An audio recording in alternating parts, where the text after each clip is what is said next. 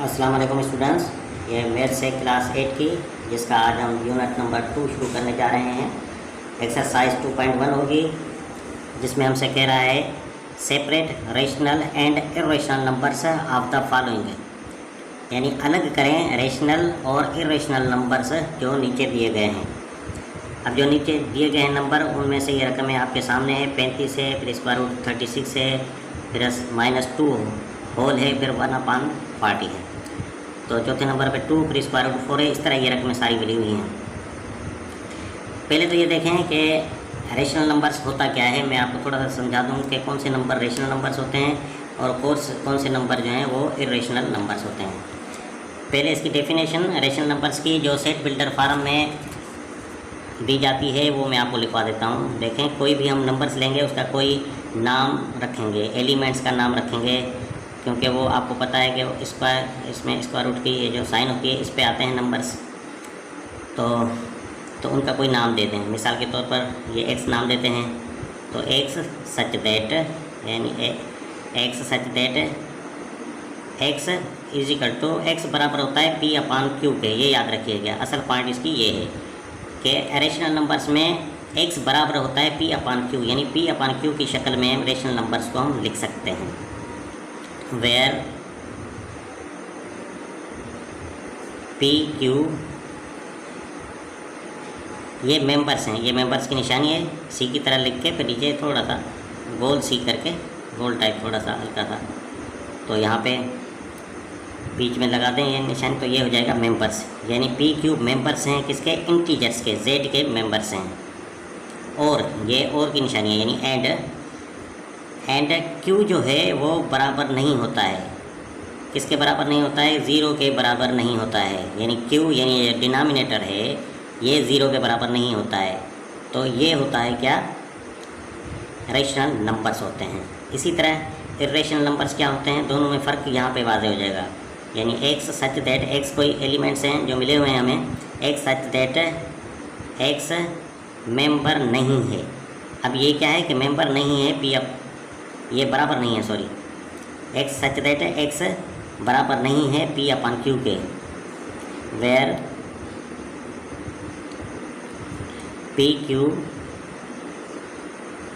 یہ بھی ممبر ہوتا ہے، زیڈ کا ممبر ہوتا ہے، اور اس میں بھی Q جو ہے وہ برابر نہیں ہوتا ہے 0 کے، یعنی باقی ساری ڈیفینیشن ایک جیسی ہوگی۔ مین فرق کیا ہے، اس میں ریشنل نمبر کو P/Q کی صورت میں لکھ سکتے ہیں، لیکن ارریشنل نمبرس کو ہم P/Q کی شکل میں نہیں لکھ سکتے، یہ برابر نہیں ہوتے۔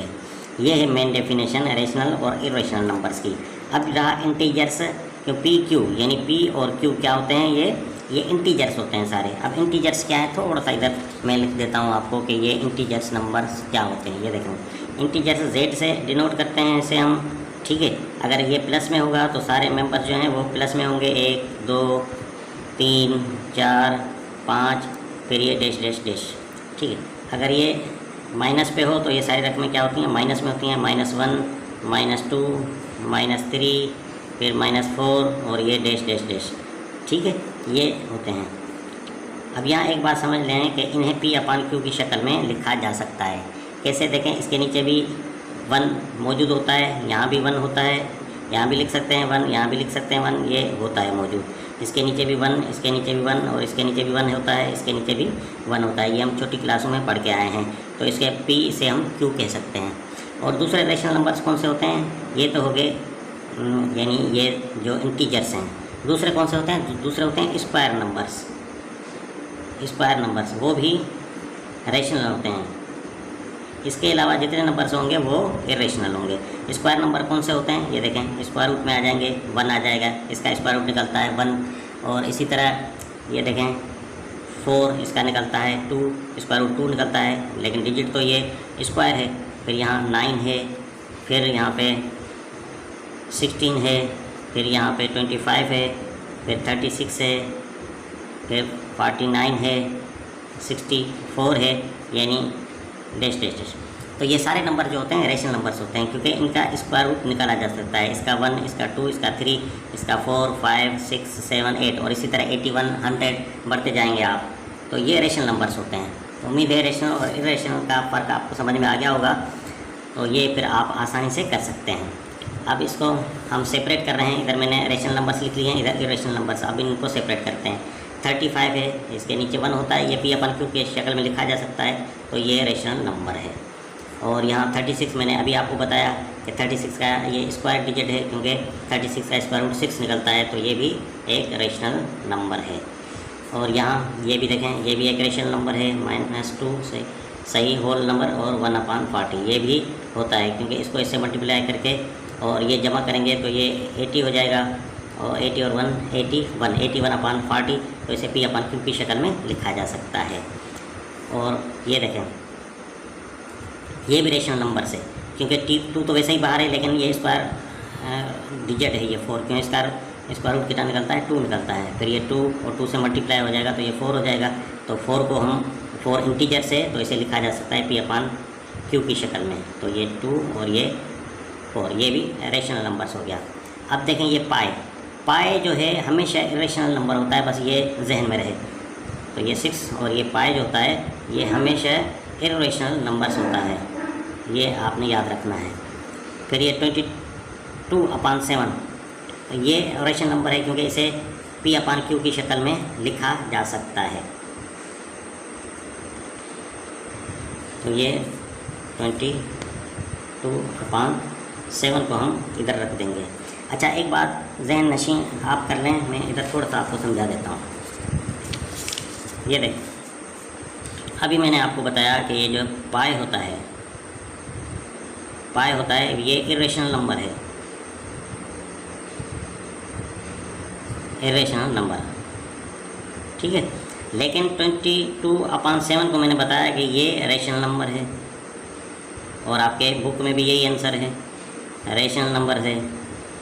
तो ये देखें, वैसे पाई की वैल्यू भी यही होती है 22/7, पाई की वैल्यू भी 22/7 ही होती है।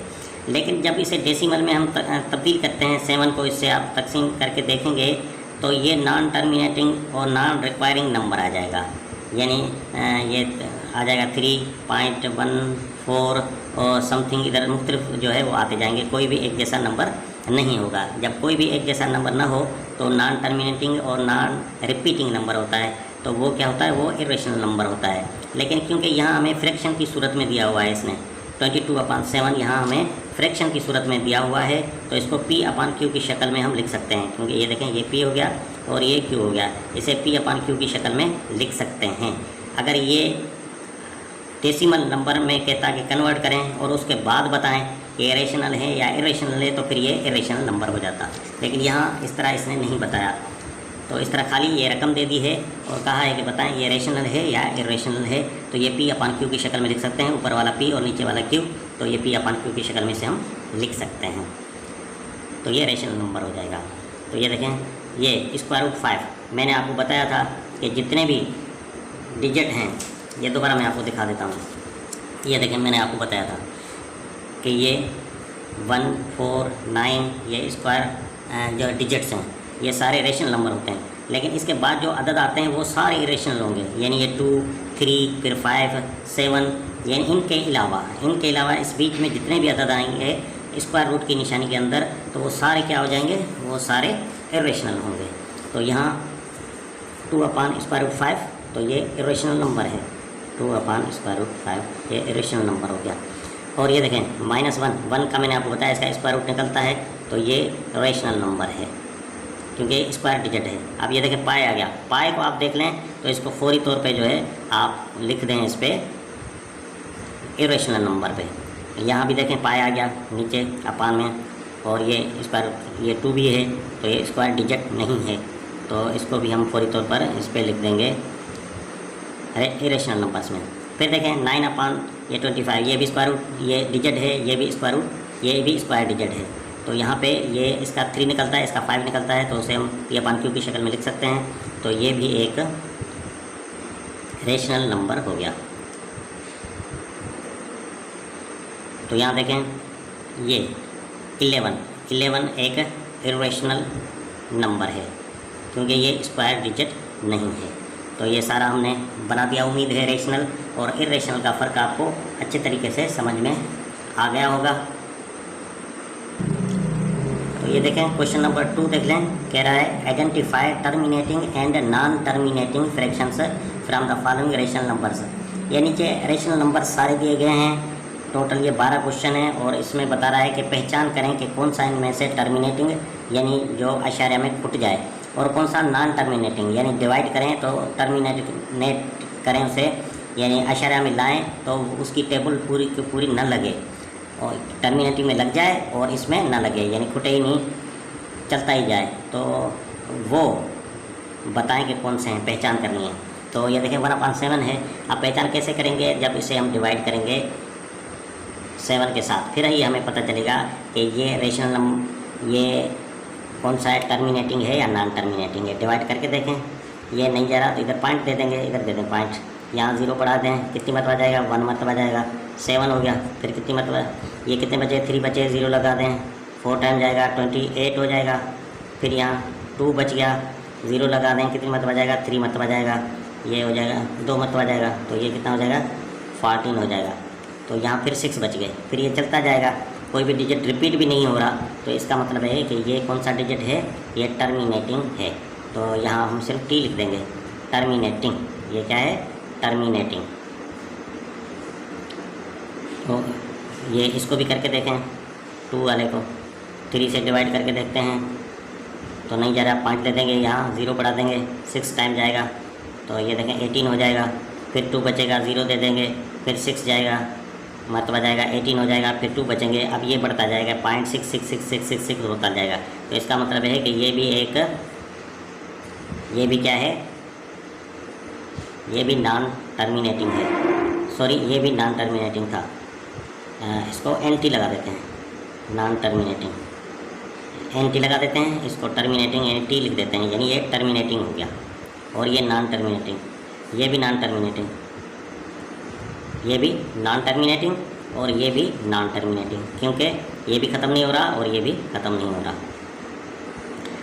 तो 0, अब ये वैसे भी ये 0 ही है, तो इसका हम क्या कर सकते हैं, तो ये भी एक टर्मिनेटिंग ही डिजिट हो जाएगा, क्योंकि इसका तो कुछ करना ही नहीं है हमने।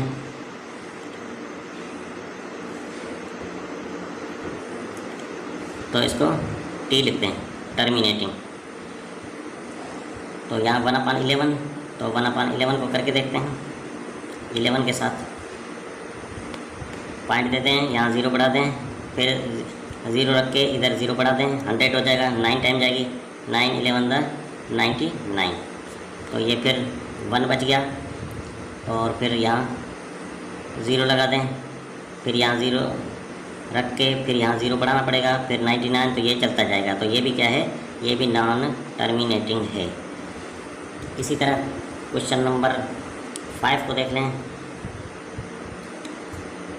3 से करके देखते हैं, 1 टाइम जाएगा तो ये हो जाएगा 3, फिर कितना बचेगा, 1 बचेगा, पॉइंट लगा दें इधर और इधर 0 बढ़ा दें, तो कितनी मरतबा जाएगा, 3 टाइम जाएगा, 9 हो जाएगा, फिर ये 1 बचा, 0 लगा दें, फिर कितनी मरतबा जाएगा, 3 मरतबा जाएगा, ये 9, ये बन गया, तो ये 3 3 3 होता जाएगा। तो ये भी क्या है, ये भी नॉन टर्मिनेटिंग है।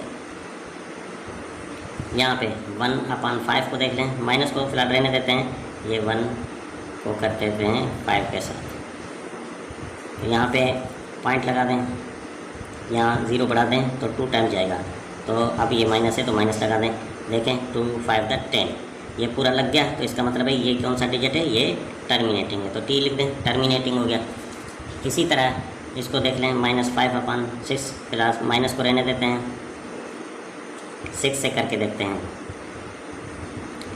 तो ये पॉइंट दें, इधर 0, 8 मरतबा जाएगा, 48 हो जाएगा, फिर ये 2 हो जाएगा, 0 बढ़ा दें, तो 3 मरतबा जाएगा, 18, फिर 2 रख दें, 0, फिर 3 मरतबा जाएगा, 18, तो 2, ये अब बढ़ता जाएगा, तो इसका मतलब है कि ये एक नॉन टर्मिनेटिंग है। अब ये सीधा सीधा डिजिट दिया हुआ है, तो ये टर्मिनेटिंग है। 9/10, इसको भी करके देखें, 10 से नहीं जा रहा है, इधर पॉइंट दे दें, इधर 0 बढ़ा दें, 9 टाइम जा रहा है, 9 10 90, तो ये पूरी टेबल लग गई, तो ये टर्मिनेटिंग हो जाएगा। ये हो जाएगा इसका आंसर। 25/26, इसको करके देखें, नहीं जा रहा, पॉइंट दे दी, इधर 0 बढ़ा गया। तो अब कितनी मरतबा टेबल जाएगी, यहाँ मेरे ख्याल में 9 मरतबा जानी चाहिए। हाँ 9 मरतबा लगा दें। 9 6 द 54 हासिल 6, 9 2 द 18 और 6 24। तो बाकी कितने बचेंगे हमारे पास, 6 बचेंगे। और 6 पे फिर 0 लगाएंगे तो कितनी मरतबा जाएगा, 2 मरतबा जाएगा। तो कितना हो जाएगा यहाँ पे 52। फिर ये 8 बचेंगे, फिर ये 0 बढ़ा दें तो कितनी मरतबा जाएगा, 3 मरतबा जाएगा। 3 6 है 18 हासिल 1, 3 2 6 और 7। फिर ये 2 बचेंगे, तो ये बढ़ता जाएगा, ये ख़त्म नहीं होगा। तो ये कौन सा है, ये नॉन टर्मिनेटिंग है। अब ये देखें, यहाँ 2 अदद छोड़ के वैसे भी पॉइंट आ जाएगी। तो ये कितना हो जाएगा 2.43। तो ये ये टर्मिनेटिंग है, क्योंकि जब डिवाइड करेंगे तो पॉइंट 2 अदद छोड़ के आ जाए। तो ये 1 2 2 0 है, तो 2 अदद छोड़ के पॉइंट आएगी। आप कैलकुलेटर से करके देखिएगा, ये टर्मिनेटिंग हो गया। अब ये भी देखें 1 2 3, यहाँ 1 2 3 3 अदद छोड़ के पॉइंट आ जाएगी। तो ये इसका आंसर हो जाएगा 750। ये भी खुट जाएगा, तो ये भी एक टर्मिनेटिंग है। तो उम्मीद है कि ये पार्ट आपको अच्छे तरीके से समझ में आ गया होगा। नेक्स्ट पार्ट तक के लिए इजाज़त दीजिए।